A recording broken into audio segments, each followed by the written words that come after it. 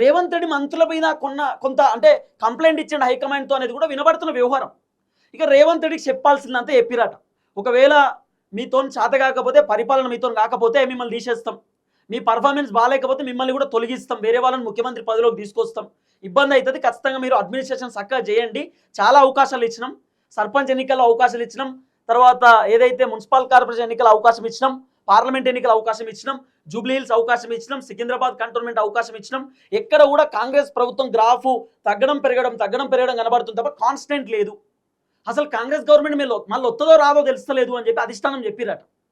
Revanth Reddy performance బాగాలేదని అధిష్టానానికి అర్థమైపోయింది. తర్వాత ఒక సర్వే రిపోర్ట్ కూడా చేసిరట. సర్వే చేస్తే Revanth Reddy performance full week అని అర్థమైంది వాళ్ళకి. 6 గ్యారెంటీల పైన జనాలు తిడుతున్నారని అర్థమైపోయింది. 33 జిల్లాలు 119 నియోజకవర్గాలలో రేవంత్ రెడ్డి ప్రభుత్వం పైన జనాలు కోపంతో ఉన్నారనే విషయం అధిష్టానానికి అర్థమైపోయింది. మీనాక్షి నటరాజన్ తోటి ఒక సర్వే చేయించిరట. మీనాక్షి madam pin to pin report అంతా కూడా ఢిల్లీకి పంపిస్తుంది. సో ఢిల్లీలో అన్ని చర్చ పెట్టిన తర్వాత తెలంగాణ పర్ఫార్మెన్స్ అంతా తెలిసినాక, కాంగ్రెస్ గవర్నమెంట్ పర్ఫార్మెన్స్ అంతా అర్థమైనాక అప్పుడు రేవంత్ రెడ్డి నమ్మని చెప్పారు. అన్న పోయినాక అన్నకు కూడా వార్నింగ్ ఇచ్చి పంపించిరట. తర్వాత మంత్రులతోటి కూడా మాట్లాడిరట హైకమాండ్. మంత్రులతోటి కూడా డిస్కస్ చేసిరట.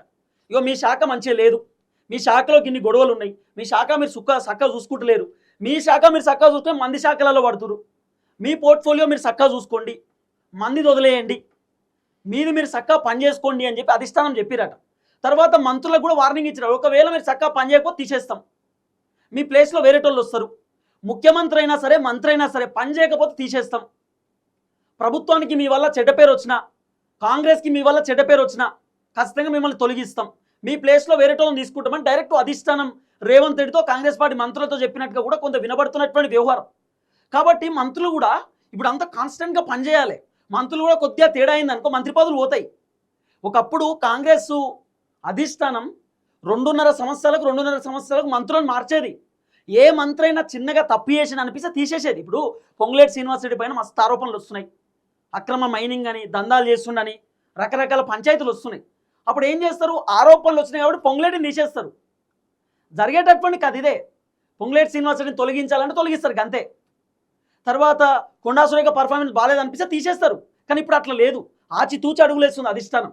ఏ మంత్రిని తీసేస్తే ఏమవుతుందో, ఏ మంత్రి పంచాయతీ ఎట్లయితుందో, వద్దులే తీసేయడం ఎందుకని చాలా సైలెన్స్గా ఉన్నారు. కానీ మంత్రులకు కూడా ఓపెన్గా అధిష్టానం చెప్పిరట, పర్ఫార్మెన్స్ బాగాలేకపోతే తీసేస్తాం, తొలగిస్తాం.